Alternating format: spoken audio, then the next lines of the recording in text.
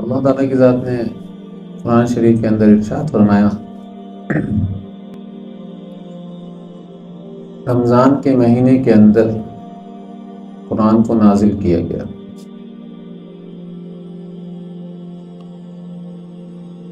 اب رمضان کے مہینے سے قرآن کی مماثلت کیا ہے؟ اللہ تعالیٰ کی ذات نے دونوں کو ساتھ ذکر کیوں کیا؟ دیکھیں، حضرت مجدد علی ثانی رحمۃ اللہ علیہ فرمایا کرتے تھے کہ اگر قرآن کو نچوڑا جائے نچوڑا جائے، اور نچوڑنے کے بعد جو ایک قطرہ قرآن کے اندر سے نکلے تو اس سے اللہ بنے گا، اللہ۔ مطلب پورے قرآن کا خلاصہ اللہ ہے، پورے قرآن کا خلاصہ اللہ ہے۔ اسی طریقے سے رمضان شریف کو لے لیں، رمضان شریف کو بھی اسی طریقے سے نچوڑو،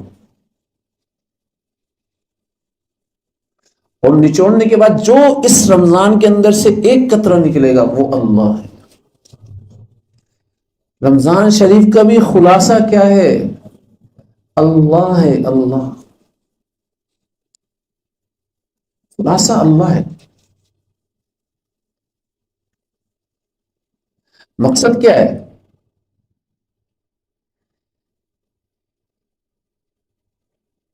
کہ تو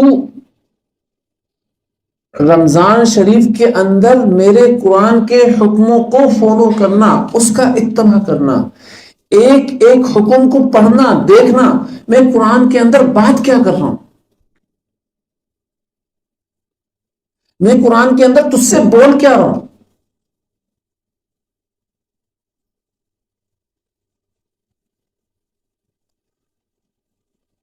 اس ایک مہینے کے اندر صرف تو نے ایک کام اپنے ذمے لے لینا ہے، وہ کیا؟ میرے قرآن کے حرام کو حرام سمجھنا ہے، میرے قرآن کے حلال کو حلال سمجھنا ہے۔ میں نے جس چیز سے روک دیا اس سے رک جانا ہے، جس کو کرنے کا حکم دیا اس کو کرنا شروع کر دینا۔